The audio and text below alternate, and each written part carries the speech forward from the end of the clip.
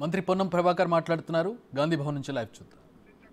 అప్పుగా పెట్టినటువంటి పాపం కాదా అని అడుగుతాను. మీరు వాళ్ళు చేసిన పనికి పైసలు ఇచ్చి ఉంటే ఇవాళ ఇటువంటి పరిస్థితి ఏర్పడునా అని అడుగుతా ఉన్నాం. ఇవాళ మా ప్రభుత్వం వచ్చిన తర్వాత నేనే స్వయంగా స్థానిక నాయకులతో పాటుగా అక్కడ ఉండబడేటువంటి మా వేములవాడ శాసనసభ్యుడు ఆది శ్రీనివాస్ గారిని తీసుకొని నేతన్నలకు సంబంధించి సమావేశం ఏర్పాటు చేసి వాళ్ళ సమస్యలన్నీ తెలుసుకోవడమే కాకుండా గౌరవ ముఖ్యమంత్రి గారి దృష్టితో పాటుగా ఆర్థిక శాఖ మంత్రి ఉప ముఖ్యమంత్రి గారి దృష్టికి కూడా తీసుకొచ్చి మొదటి దశలో 50 కోట్ల రూపాయల పెండింగ్ బకాయిలను కూడా ఇచ్చినాం. ఇవాళ రేపో మళ్ళొక 50 కోట్లు ఇవ్వబోతా ఉన్నాం. మొదటి వారంలో పూర్తిగా బకాయిలు చెల్లించే విధంగా ప్రణాళిక చేసుకున్నాం. ఇవన్నీ కూడా పాత బకాయిలు. మేము సూటిగా అడుగుతున్నాం, ఎందుకు మీరు ఈ బకాయిలు ఇలా సిరిసిల్ల చేనేత కార్మికులకు చెల్లించకుండా పాత పనికి ఎందుకు ఇవ్వలేదు? ఇవాళ జరుగుతున్నటువంటి నిన్న 2 ఆత్మహత్య చేసుకున్నారు. కారణాలు ఏమైనా ఇవాళ వాటి గురించి మనం అధికార పార్టీగా మా కన్సర్న్, మా సానుభూతి, మాకు సంబంధించిన వాళ్ళ పట్ల ఏ విధంగా వ్యవహరించాలనే ఒక విధానం ఉంది.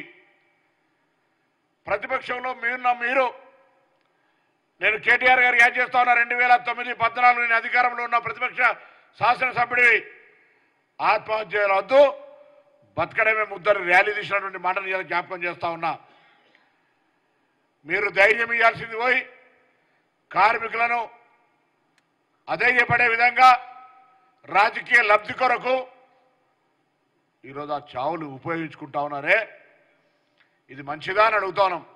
నేను దయచేసి సిరిసిల్ల నేతన్నతో పాటుగా ఎక్కడ ఉన్నా నేతన్నలకు విజ్ఞప్తి చేస్తున్నా, ఈ ప్రభుత్వం బలహీన వర్గాలకు సంబంధించి ముఖ్యంగా నేతన్నలకు సంబంధించి సానుకూలమైన నిర్ణయాలు తీసుకుంటుంది. ఇప్పటికే తెలంగాణ ప్రభుత్వం జీవో నెంబర్ 1 ద్వారా మొత్తం రాష్ట్రంలో ఉత్పత్తి అయ్యేటువంటి బట్టలని వాళ్ళు ఓపెన్ మార్కెట్ అమ్ముకోగా ఆర్వీఎం కావచ్చు లేదా మిత్రాత్ర ప్రభుత్వ అవసరాలకు ఆర్టీసీ కానీ అన్ని ప్రభుత్వ సంస్థలకు ఎక్కడెక్కడైతే బట్టలు అవసరం పడతాయో స్కూల్ చిల్డ్రన్స్ యూనిఫామ్తో సహా మొత్తంగా మీ దగ్గరనే కొనడానికి నిర్ణయం తీసుకున్నాం జీవో 1 ద్వారా. ఆ జీవో 1 అనేటువంటిది మీకు సంబంధించి భవిష్యత్తులో ఆ ఫలాలు అందుకునేటువంటి స్టేజ్లో దయచేసి ఎవరు కూడా అధైర్యపడకండి. నేను ఆసాములను యాజమాన్లను కోరుతా ఉన్నా, ఎవరైనా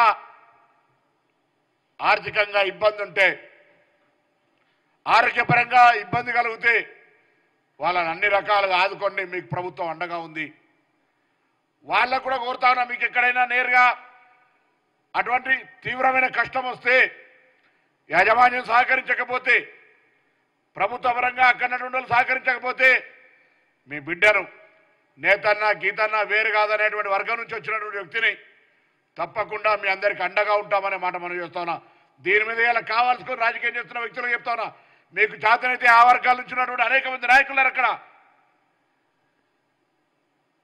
టీఆర్ఎస్కు సంబంధించినటువంటి ప్రవీణ్ కావచ్చు, చక్రపాణి కావచ్చు, రాము కావచ్చు, ఇంకొకరు కావచ్చు, అందరూ కూడా శివ రాజకీయాలు మానుకొని వీలైతే మిస్టర్ శ్రీనివాస్ ఎవరైనా సరే వాళ్ళ సహకారం అందించే ప్రయత్నం చేయండి. ప్రభుత్వం తరఫున మీకు పార్టీలు ఏదైనా రాజకీయం ఏదైనా శివ రాజకీయాలకు సంబంధించిన అవకాశం ఇవ్వద్దని కోరుతా ఉన్నా. అదొక వృత్తి. ఇవాళ నేను మొన్ననే సిరిసిల్లో ఉన్న వాళ్ళందరినీ కోరినా, ఇవాళ ధర్మవరం చీరలకో, గద్వాల్ చీరలకో, పోచంపల్లి చీరలకో, సిద్దిపేట గొల్లబామ చీర అనే పేర్లున్నాయి. అవి నేతన్నలు చేనేతకు సంబంధించి మన దగ్గర కూడా అది టెక్స్టైల్ అయితే కూడా కావచ్చు, పాలిస్టర్ అయితే కావచ్చు, ఇంకోటి కావచ్చు, సిరిసిల్లకు సంబంధించి ఒక ప్రత్యేక బ్రాండ్ ఉండాలి, ఆ గౌరవం ఉండాలి. ఎందుకంటే సిరిసిల్ల అనేకమైనటువంటి జ్ఞాన సంపత్తి కలిగిన మేధావులు, ఇందులో టెక్నాలజీ దానికి సంబంధించినటువంటి ఉన్నారు. భవిష్యత్తులో ఇదే నిఫ్ట్ ఏదైతే నేషనల్ ఫ్యాషన్ టెక్నాలజీ ఉంది ఇక్కడ, లేదా టెక్నాలజీ ఫ్యాషన్ టెక్నాలజీ ఉందో దానికి సంబంధించి అక్కడ కూడా ఒక బ్రాంచ్ పెట్టే విధంగా అక్కడ ఉండబడేటువంటి ఉత్పత్తిని మోడర్నైజేషన్ ఏ విధంగా చేయాలనేటువంటి ఆలోచన చేస్తాం. ప్రభుత్వం చేయలే. గత ప్రభుత్వం కేంద్రం నుంచి కొట్లాడ చేయలేకపోయింది. అక్కడన్న పార్లమెంట్ సభ్యుడు కూడా అచేతనంగా ఇలా దేశంలో స్వతంత్రం వచ్చిన తర్వాత మొట్టమొదటిసారి వస్త్ర రంగంపై జిఎస్టీ చేసినటువంటి ప్రభుత్వం బీజేపీ ప్రభుత్వం. ఇలా ఆయన కూడా శివరాజకీయం చేస్తా ఉన్నాడు. నేను అడుగుతా ఉన్నా, 5 సంవత్సరాలు పార్లమెంటు సభ్యుడు నీ నియోజకవర్గంలో ఉన్నటువంటి సిరిసిల్ల కొరకు ఏదైనా ఒక్క పని చేసింది చూపెట్టమని అడుగుతా ఉన్నాం. దేశంలో 4 క్లస్టర్లు ఇస్తే సిరిసిల్లకు సంబంధించిన ఏర్పాటు చేయమని అడిగితే చేయలేకపోయినావు. ఆనాడు ఉన్నటువంటి మాజీ ఎంపీ వినోద్ కుమార్ గారు ప్లానింగ్ బోర్డు వైస్ చైర్మన్గా ఆ క్లస్టర్ తీసుకుపోయి ఎత్తుకొని వరంగల్లో పెట్టేశారు. ఇవాళ కూడా తెలంగాణ రాష్ట్రంలో 40,000 పవర్ లూమ్స్ ఉంటే 30,000 చిల్లర పవర్ లూమ్స్ ఓన్లీ సిరిసిల్లలు ఉంటాయి. అటువంటి ప్రాంతాన్ని అభివృద్ధి చేయాల్సింది పోయి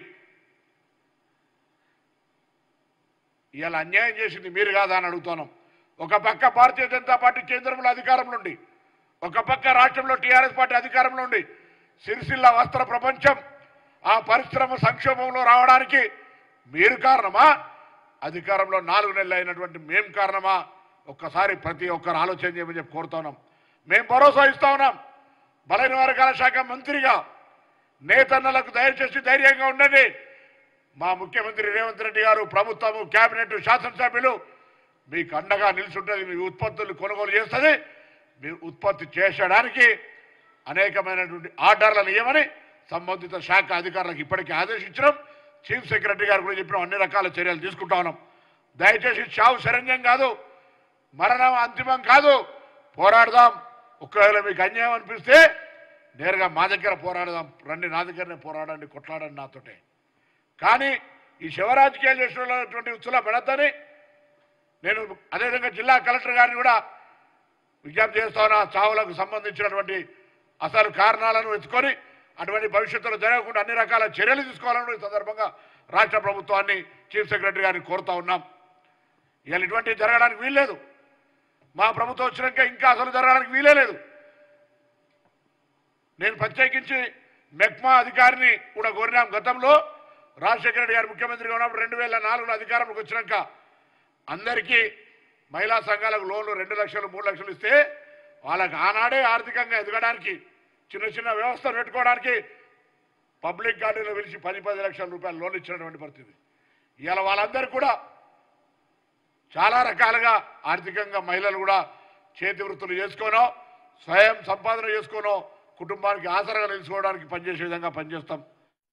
10 సంవత్సరాలు ముఖ్యమంత్రి కొడుకు యువరాజు స్వయంగా ముఖ్యమంత్రికి సంబంధించినటువంటి వ్యవస్థ అక్కడ పనిచేసి కూడా 4 నెలలనే ఆత్మహత్యలు చేసుకునే పరిస్థితి వచ్చిందంటే దీని పైన ఎట్లా పైన పటారం లోన లొటారం అన్నట్టుగా ఊపర్ శర్వాణి అందరు పరిశాని తప్ప నువ్వు చేసింది ఏంది? నిజంగా ఒకళ్ళు నిర్మాణాత్మకంగా చేసుంటే అది 4 నెలల్లో కూలిపోవద్దు కదా, 4 నెలలనే ఆత్మహత్యలు చేసుకునే పరిస్థితి రావద్దు కదా.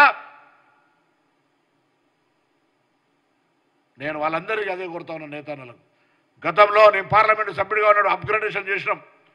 ఇవాళ వర్క్ టు ఓనర్ అనే దాని మీద షెడ్స్ తయారైనాయి. వాళ్ళందరూ కూడా ఇస్తాం. ఎక్కడ అధైర్యపడకండి, స్కీమ్ తయారైతా ఉంది. అధికారులు మేము కూర్చొని నేతన్నలకు ఏం చేయాలి, యార్ను సబ్సిడీ ఇవ్వాలా, వర్క్ టు ఓనర్ కింద లూమ్స్, కొత్త టెక్నాలజీ లూమ్స్ ఇవ్వాలా, ఏ విధంగా ఆ వృత్తిని కాపాడుకోవాలి. తెలంగాణలో చేనేత వృత్తికి